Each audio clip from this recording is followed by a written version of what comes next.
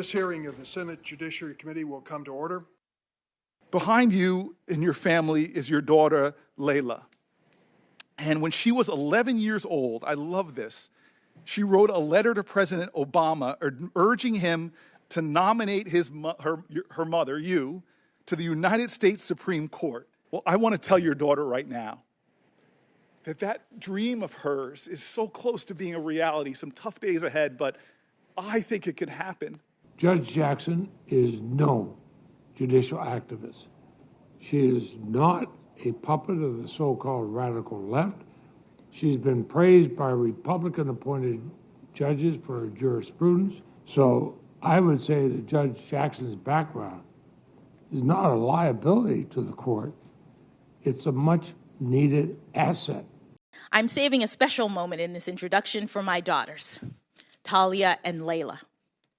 Girls, I know it has not been easy as I've tried to navigate the challenges of juggling my career and motherhood. And I fully admit that I did not always get the balance right.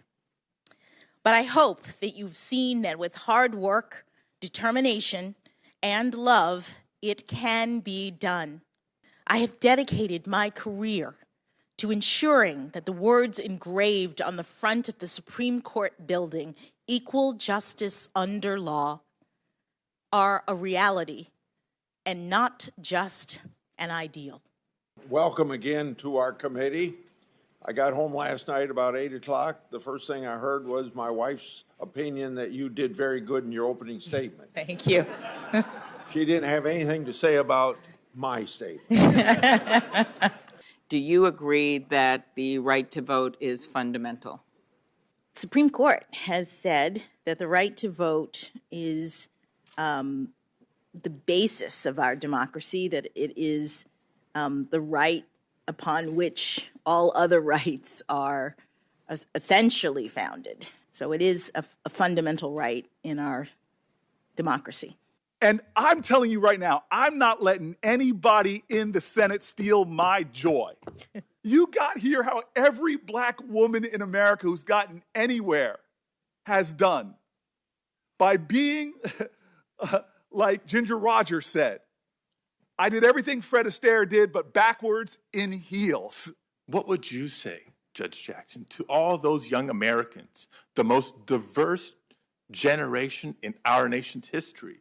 What do you say to some of them who may doubt that they can one day achieve the same great heights that you have? An anonymous person said to me once, I was walking through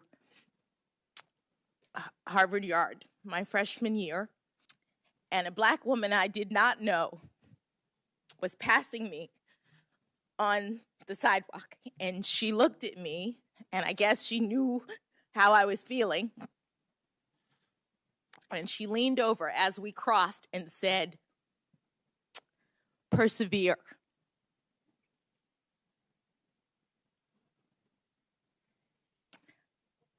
I would tell them to persevere.